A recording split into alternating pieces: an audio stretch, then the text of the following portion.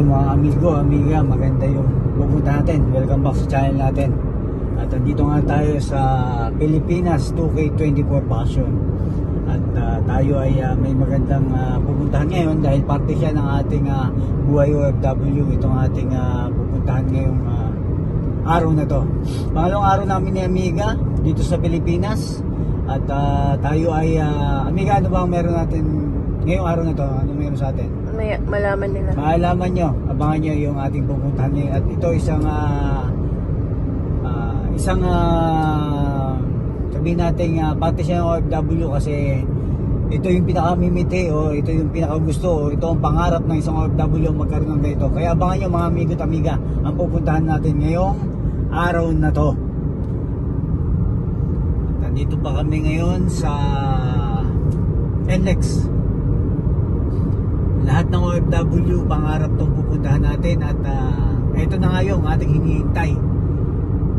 Yung araw na to ang pinakamasaya at ang lahat ng pinakaiintay namin ni Amiga. Kumaliwa na. Yan na yata yun. Ito na tayo mga amigo at amiga at papasok na tayo sa ating siyempre ito nga yung ating pangarap na magkaroon at ito nga natupad na ang ating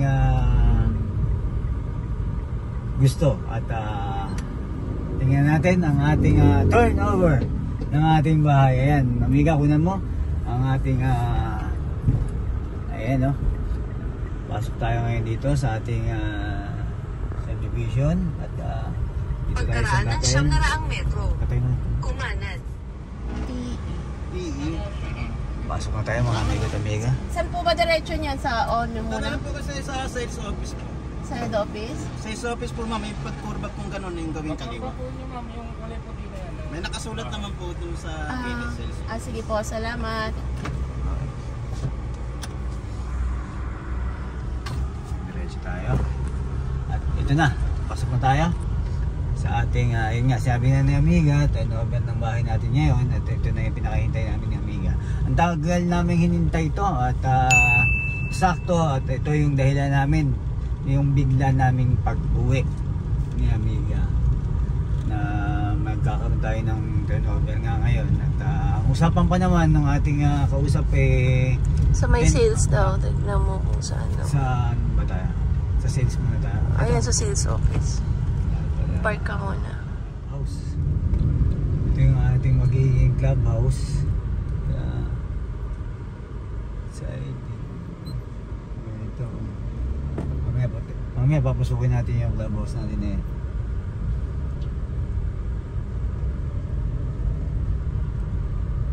Ito yung Altavita. Nakabila.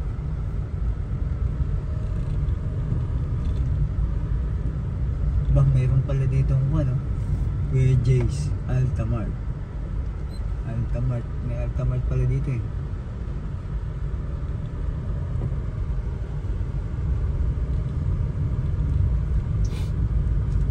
naman yung servista. Altavida pa rin. Altavida Pastry.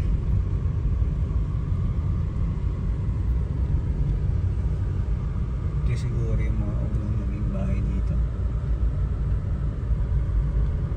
Lawak ng sarap mag-jogging dito sa umaga dito meron na dito palang dito tayo order ng tubig natin. Basa ang pangalan ng kanyang water refilling. Ayan, ito ang Sierra Vista natin. Tayo dito. Sarado pa rin yung diretso nito, yun yung BSU yung school. Magkakaroon tayo ng daan dyan at ang alam ko papuntang Cabanatuan tong kabila, itong kabila naman papuntang Manila. Ito sa Sierra Vista tayo. Mamaya dadaan tayo dyan para magpa-picture. So magpa-picture naman mamaya na. Magpa-picture dyan. Gusto mo ba magpa-picture dyan? Oo nga sana. Mamaya na pabalik. Gaawi lang kami. Yung sa damo lang ang ibig sa akin yung padaw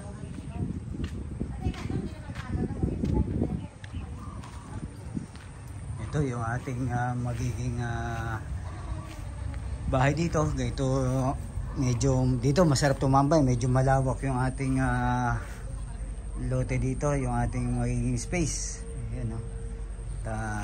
Unti-unti mabubulit natin tong ating mga pinaplano dito sa loob ng ating bahay, kung anong sarap i-extend o ano pa man. Basta ang importante ngayon na i-turn over natin yung ating bahay.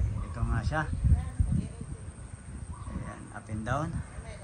At meron tayo ditong likod. Ayan, may space pa tayo dito. Ayan, oh. Ang kagandahan dito, pag naglagay ka ng balcony o terrace dito sa likod, maganda ang magiging mo, magiging hangin mo. Kasi wala tayong kalikuran. Diba? Wala tayong katalikuran. At ito yung ating magiging dito, yung bypass na yan.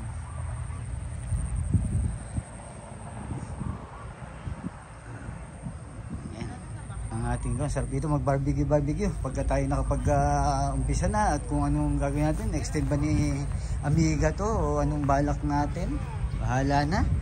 At ito yung ating unahan. Kahit dito tayo mag-park sa unahan dito, wala naman tayo magiging, kasi end unit kami. Ayan, wala naman dadaan dito. Dito na tayo magpapark, kahit dalawa sasakyan, tatlo pwede dito, kasi wala nang dadaan dito.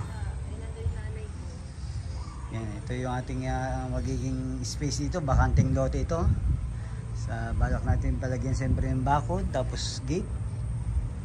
Ito yung ating bahay, ang ating pangarap na bahay. Ito ang ating magiging clubhouse dito. Meron tayong basketball court, gazebo, at ito yung kanilang ating magiging event place. Punta natin.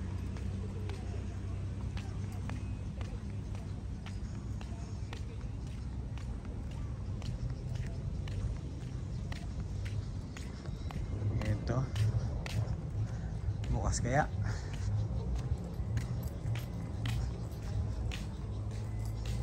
alam mo sarado, hindi bukas. Ito yung swimming pool dito pala, at children's playground meron doon, yung ating gazebo, ito yung court, at yan yung CR, tapos yan yung ating swimming pool dito sa Pilimbes. Pasukin nga natin to bukas. Bukas. Ayan, oh. Ito yung pinaka event place dito. Ayan. Ito CR din pala to. CR din pala yan. Ayan. Ito yung admin. Ito yung admin, at yan yung gate ng clubhouse. Ayan, kung pagka may mga birthday, pwede dito, birthday, binyagan, ayan, pwedeng gamitin to ng homeowners. Ito, ang ating clubhouse dito sa Pilimbes. Amiga, yung nakikita nyo sa sasakyan sa unahan, yan yung taga Pilimbes na mag-return over sa atin ngayong araw na to. At ito yung pinakahihintay nga natin, sabi ko nga kanina, at bibigay na sa amin ni Amiga yung siyempre yung susi at lahat ng detalye dapat pa namin malaman. At mauwi na natin yung susi, yun yung pinaka-importante doon. At yung time pwede na namin, kasi ito konto fully furnished to, pwede nang gamit lang ang kulang, pwede na siyang lipatan. Pero may mga ipapagawa pa rin kami ni Amiga dyan.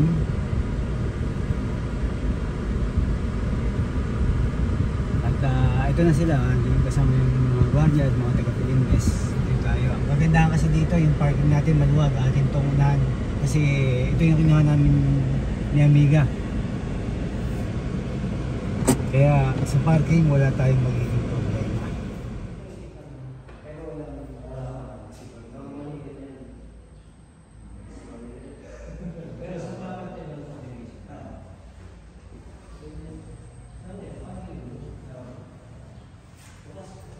This is guide, right? English pala mas. Guide, idea, Ito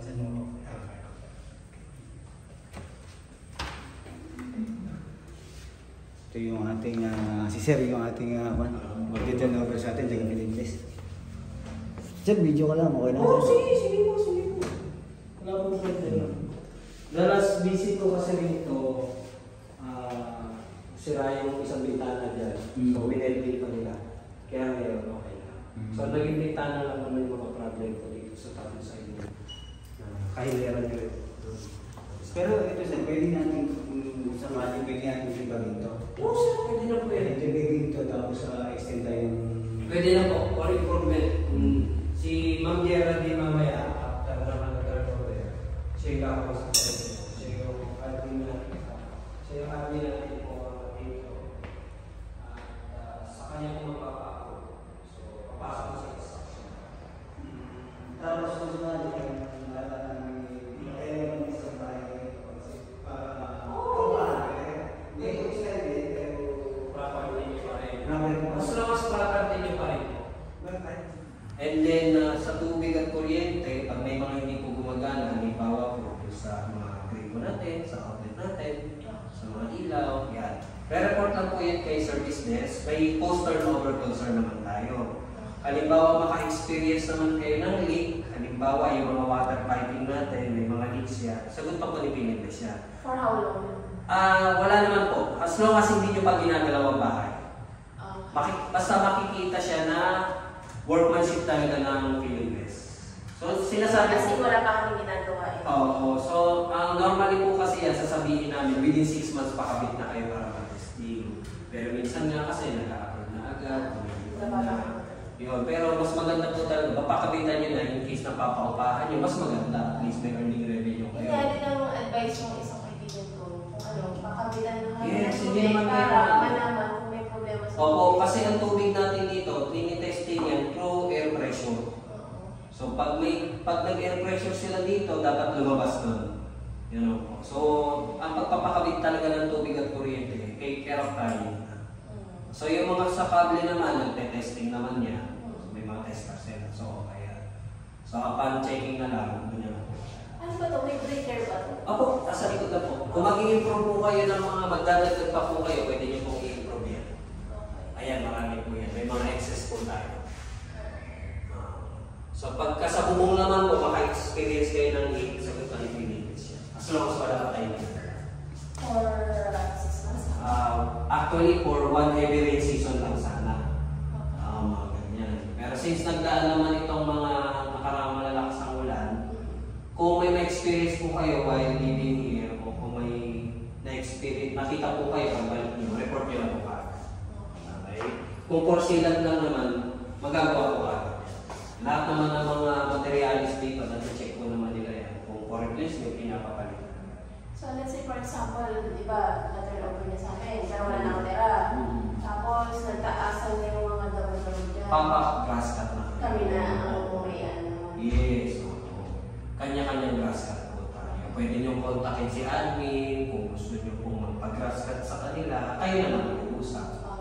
Ayun. Kasi normally yan, pag nagtaasan nga yan, pag hindi kayo bumabalik, baka dito meron ng ganyan. Kung sakali namang, ito di ba, boosting ba ito di ba? Opo, buhos yan. Oo. Tapos ang magkaroon ng mga crack, may mga hairline. Kung hairline crack lang po, hindi naman po major. Wala naman po case yun. Kasi pag tag-init, gaya ng sabi ko kanina, pag wala pa nakatira dito, hairline crack lalabas at lalabas yan. Pero kung may nakatira po dito at na-maintain ang temperatura, dito lalabas yan. Kasi yun yung na-experience namin during the first quarter, sobrang init dito sa akin. So pag may hairline crack, ina-explain ko lang si client, pag nag-improve na sila, nagpapintura na, mako-cover din naman. Kasi ito, puti, ano yan eh, yan yung deliverable talaga natin. Siyempre may option pa kayo. Kumbaga talagang itong kwan na to, kumbaga parang gamit na lang ang kulang, no? Gamit, saka kung ano po yung design yung kulay po. Kasi minsan. Pwede ba namin ibahin yung kulay? Sa loob ko po. Sa labas, Pero sa labas? Hindi pa po. Alam ko pwede naman. Pwedeng ibahin ang kulay? Oo, pero i-ano na lang po natin i-agree mamaya. Okay, sige. Discuss ko na po kung wala na tayo naman sa bahay. May tanong pa po ba kayo? Oo. May tanong ko ba? Yung kayo na po. As long as papaalam nyo lang po kay admin kung anong improvement gagawin natin. Kung minor lang naman, pwedeng banggitin nyo lang para magawa. Kung major po, papasok na niya si construction bond. Construction bond, yan naman po ay i-discuss naman ni admin. So yan ay refundable, hindi lang 100% kasi kukuha sila ng engineer para i-monitor yung development at kung nasusunod yung plano. Kasi yung construction bond na nabanggit ko na ang alam ko 15,000 minimum o starting, depende sa plano nyo. Pwede mabawasan yan kung mape-penalize kayo. Pero maximum of ano? Depende po kung gano'ng kalaki po yung project na gagawin nyo. Pero ano yan, may construction ban outside lang na development or kahit dito sa loob? Kahit sa loob po. Kahit sa loob? Improvement po. So yun. Kadalasan kasi ito pinapalabas. Oo. Para lumuwag si Sally. Yun, kailangan pa rin ako. Oo. Tapos isasara naman to kasi kitchen nyo na yan. Tapos ito, extension, another parking, another kwarto. Pwede. So yun po. Kaya we highly advise sa mga client, kung magpapa-construction bond kayo, isahin nyo na lang, para isang gastos lang, para isang refund lang. Hindi yung construction bond ngayon, patse-patse, tapos another construction bond, patse-patse. Kung kaya nyo naman ibuo, why not? Pero kung nagka-budget din talaga tayo na ito lang muna for the meantime, pwede naman. Wala naman. Pero hindi siya 100% wala refund yan. As long as wala tayong penalty. Ang penalty natin, si contractor na reklamo.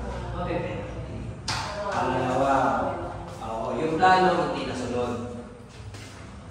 Si contractor na magaling, nagdagdag. Siyempre, para may press kayo, hindi niya alam may plano sinusunod. Makikita na engineering. Penalty. At parang ipapasa mo na namin kay admin yung plan. Yes. So para assist So, anything na ma-approve dapat yun yung maging outcome. So yun po. What if in the middle of the May pinabago kayo. may pinabago? Ay, hindi po yun. Kailangan nyo kausapin si admin regarding kung paano ko magiging outcome niya. Kasi may ganyan akong case sa Hampton, Pampanga din. Halos maubos sa yung niya, construction ba? Ang laki yung pinabago. Nasa penalty, hindi niya in-inform sa admin. Opo, nag-iba yung result. So yung bubong na typical na bubong, naging glass na ewan na Pero pag in the middle of construction, sabi na may consideration naman siya. Depende po kay admin. Kasi dapat may inform si admin, may inform si engineer, kasi nakalatan niya yung plano. Kasi may timeline siya. Ilang buwan yung kwan pagka nagpakabit kami ng tubig or kuryente? Dapat po within 6 months pakabit na kayo para ma-testing po lahat. Mas maganda. Hindi, kunyari magkuhan kami ngayon na ikabit yung kuryente at tubig, mag-apply kami. Mga ilang... Si kuryente, kung ma-asikaso niyo yun, 3 weeks, pinakamatagal na yung 1 month. 3 weeks lang makakabitan na kayo. Yung iba 1 week lang, 2 weeks lang. Tapos yung tubig? Tubig, 1 month to 2 months talaga. Kabitan. Okay. Proceed po tayo. Para po sa pagbabayad ng real property tax, next year pa po tayo mag-start. This year, mabayaran tayo ng interest. Ba't may pinabayad na sa amin? Na ano po? Na 1,100. Familiar po yan? In-email na po kayo noon? Email naman na nakaraang buwan ba yun? Kahapon ko lang na i-email yung proof of payment ko. So meron na? May nagbayad ako ng 1,100. Kasi yan po sa kasi nga matapos na kayo sa pagbabayad sa Tapos sa monthly amortization. in-email ako na kailangan ko magbayad ng ganitong amount ng tax. Pero hindi pa kami na-inform that time na ito Hindi niya na rin kayo ng PIN. Oo, dati pa. Yan kasi nga nabanggit niya kanina na patapos na yung pagbabayad niya sa mga. Ngayon, titignan na nila kung kumpleto yung payment ng real property tax. Pag may bakante po doon, dapat mapunan po para matransfer na po sa pangalan ng titulo. Nabigyan na po ba kayo ng copy ng titulo? Wala pa. Wala pa. Sabi sa amin, ngayon nakukuha namin pati copy ng titulo. Copy lang po ng titulo, pero hindi pa yata ito. Ito na pala. Transfer na pala sa inyo. Ayan. So yung original po, nakibangko.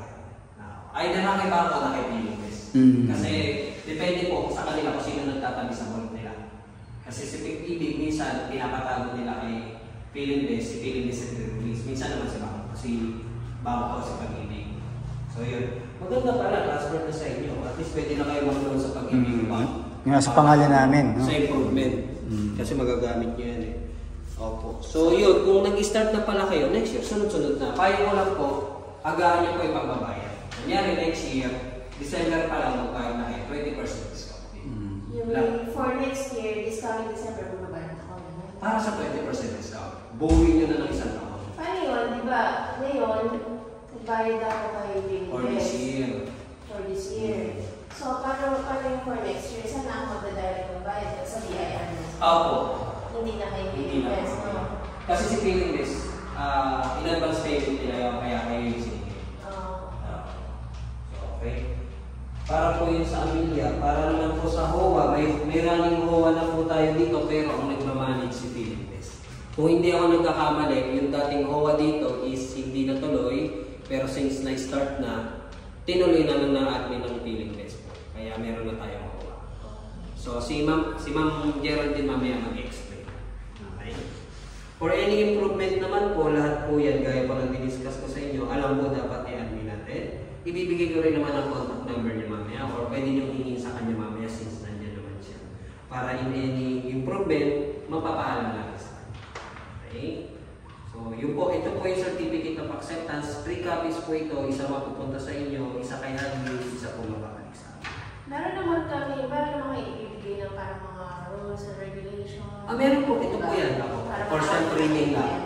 For self-reading, ito. Pero yung mga importante dito, di-discuss naman ni Ma'am. Schedule ng basura, ganyan, yung mga recently updated na solution. Pero pag nagkaroon kayo na ng sariling HOA, ma-upgrade po siya. Depende sa makapunutuan ng mga sa pagpapakabit po ng tubig, itong form po na ito, pipilapan lang po, and then ang mga sumusunod, photocopy ng title, certificate of acceptance, clearance mo nagaling kay admin, mga IDs, i-email lang po dito. Online application lang po ito. Mas maganda kung masisingil kayo kaagad, mas makakabit. Kaya kahit help desk na namin i-email? May sarili po silang help desk ng CWS sa Countrywide. Si Countrywide po, partner yan Pilipinas.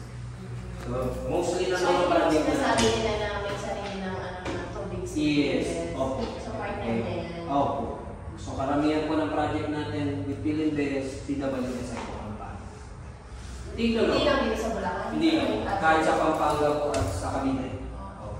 Titulo, since titulado na po ito sa inyo, wait nyo na lang po yung original copy pag na-pulipin na kayo. Okay? Then, copy pa ng real property taxes sa pagbayad ng IDCA. Present nyo lang po either ito or ito o yung kopya po ng OR ninyo this year sa munisipyo para ma-assess po kayo kung magkano pa kaya this year. Either monthly o isang buong taon. So, yung OR, saan mo nagaling? Ano na po? Sa munisipyo na. Hindi, I mean for this year na. Kayo po nagbayad ng nakarali? Oo, pero online yun. Online. Online, binayad namin kay Philippines. So, dapat Okay. Hindi na. Huwag naman. Present nyo na lang to. Pwede na po ito. No need naman na nakora. Pero sabi dun sa reply sa akin na nung in-acknowledge yung proof of payment ko ng tax, sabi, mag-expect daw ako na may ibibigay ng OR sa akin. Alam nyo na lang yun. Service test. So, hindi sa inyo. Ay, service test po yan. Anything na follow po ng dokumento regarding document, service test po. Anything na regarding dito sa subdivision, i-admin tayo. Okay. Certificate of occupancy at contract to sell po sa pagpapakabit po ng kuryente, photocopy lang po ibibigay natin. So ito po, plus copy na po ito ng contract to sell ninyo, yun lang po irawala. So mas maganda is kami na rin para may copy po kayo. Para pag nangingi po ng mga dokumento, print na lang po kayo. Then lastly, ito po, rules and regulation for self-reading, didiscuss na lang natin. Okay? Any concern po sa mga matatanggap natin? Yung mga sinilat mong tanong, ano pa bang mga... Baka may nalista kayo na. May listahan kami ginawa. Sino may pirma dyan yung pinaka, Ano po? main buyer? Opo. Sir, kayo. Pakita Ano sa inyo lang po yung yun. homeowners association? Si Ma'am Geraldine na rin po mag-discuss yan. Okay, i-accept natin ito na. Wala naman kaming nakikitang kasi nga, bagong gawa. At saka Anything naman na sir may experience yung problem dito, pwede niyo pong i-email sa service desk. May postal number concern naman. Bali, pwede bang pagtatry ang susi muna? Oo, tinitesting ko na rin. Paano kung halimbawa makaalis na kami, hindi ba namin napakabitan tuloy kuryente? Pwede ba ang... May representative po kayo, pwede po. Kailangan pa na SDA? Hindi naman po, pagpapakabit lang. Hindi na. Hindi na. Ano lang need niya na ano namin, mag-iwan kami ng ID? Oo, mga dokumento, yung iba nga pa nagpapaproseso lang. Need pa ba ng original na ID? Puro photocopy lang po. Photocopy, okay na. Actually ma'am, sa Pine View namin, sa South, yung mga utility doon, excited sila. Gusto namin to, ito, yung tatambay kami ni Amiga. Ayan, no? Pero may plano kami ni Amiga dyan, abangan nyo na lang yung mga extension, yung mga kung ano pang renovation ang gagawin natin dito. So pagka na-upload na sa email, i-inform na. Oo, pero pag kuryente kasi kailangan niyo pumunta mismo. Dito meron ko pa hindi tayo na pelco yun. Meron ko pa yun. Ang alam ko, 7,000 sa 8,000. Ang tubig, 11,000. Gaya ng sabi ko. Testing mo lang. Okay na to, na-testing mo na to. Oo, ito okay. Itong CR, hindi lang tama yung tagging. Nasa bedroom 2. Ito yung hindi pa nagagamit. Testing na natin siya. Sige, testing natin yung susi. Kailan balik niyo sa abroad? Next month. Next month na rin pala. Medyo matagal na. Pag-assign na lang kayo sir ng proba na pwede mag... Hindi, may kapatid kami dito, malapit lang dito. Ayun, para mapakabitan. Oo. Para anything na makita, pwedeng i-report agad. Kayo na lang mag-email, no? Para mapaayos. Yan. 3 copies po yan kada isang doorknob. Ang importante po, yung likod, yung harap sa likod, palitan nyo po pag may gamit na kayo. Oo. Kasi di natin alam kung may duplicate ang mga contractor. Oo. Mapalitan. Maganda mapalitan. Totoo yun, sir. Salamat.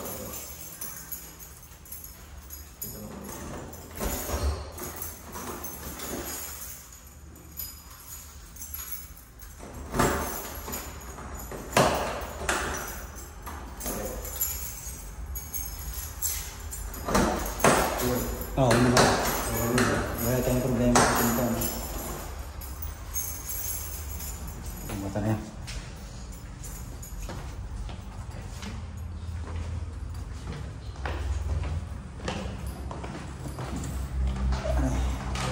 Congratulations.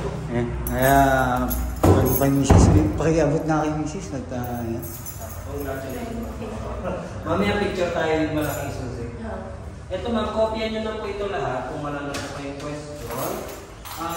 Kung ang alam ko, inclusive na yung payment.